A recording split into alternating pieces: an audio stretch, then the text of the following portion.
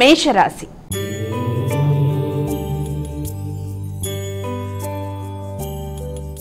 అమ్మ, మొదటి రాశి అయినటువంటి మేషరాశి వారికి ఈరోజు ఎలా ఉంది?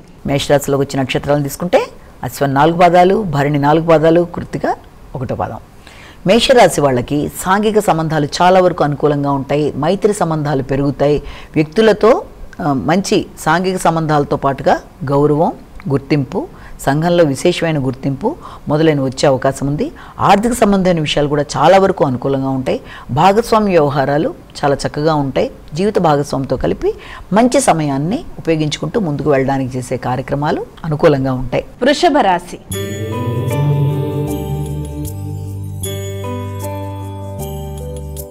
అమ్మ, మరి వృషభ రాశి వారికి ఈరోజు రాశి ఫలాలు ఎలా ఉన్నాయి? వృషభ రాశిలో ఈ యొక్క కృత్తిక, రోహిణి, అలాగే మృగశిర 2 పాదాలు. ఈ వృషభ రాశి వాళ్ళకి వ్యక్తిగత ఖర్చులు అనేవి అధికంగా ఉంటాయి. మీ మీద మీకు శ్రద్ధ పెరుగుతుంది.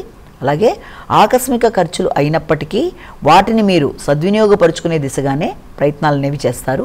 మీ కొరకు మీరు వ్యక్తిగతంగా ఖర్చులు అనేవి పెట్టుకోవడానికి ఎక్కువ ప్రయత్నం చేస్తూ ఉంటారు. మీ హాబీలు ఏమన్నా ఉంటే వాటిని ఉపయోగించుకుంటూ ముందుకు పెడతారంటే మీకు ఏదైనా సంగీత సాహిత్యాల మీద కానీ, లేకపోతే ఏదైనా కొత్త విషయాన్ని నేర్చుకోవడానికి కానీ, కొత్త కోర్స్ కోసం మీరు చేసే ప్రయత్నాలకు కానీ అన్నిటికీ అనుకూలంగా ధనాన్ని వెచ్చించుకోవడం, మీ మీద మీరు వ్యక్తిగత శ్రద్ధ తీసుకోవడం మొదలైన వాటికి అనుకూలమైన సమయంగా కూడా దీన్ని భావించవచ్చు. మీ దినచర్యలో కూడా చక్కటి మార్పు రావడం, అలాగే యోగా, మెడిటేషన్, వాకింగ్ మొదలైనవి చేయడం, వ్యక్తిగత శ్రద్ధ తీసుకోవడం మొదలైన వాటికి అనుకూలమైన సమయంగా కూడా దీన్ని మనం భావించవచ్చు. మిథున రాశి.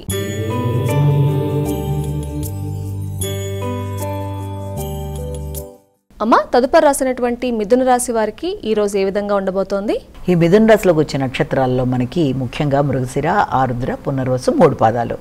ఈ యొక్క మిథున రాశి వాళ్ళకి ఆలోచనలు చాలా వరకు అనుకూలంగా ఉంటాయి. ఆర్థిక సంబంధమైన విషయాల మీద ఎక్కువ ఫోకస్ చేస్తారు.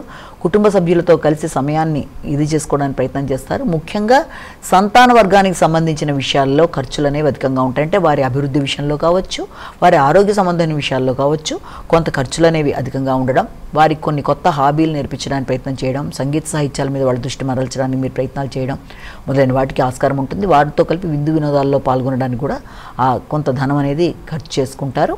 ఏది ఏమైనప్పటికీ కుటుంబ సభ్యులు ముఖ్యంగా సంతాన వర్గం మీద ఎక్కువ ఫోకస్ అనేది అధికంగా ఉంటుంది.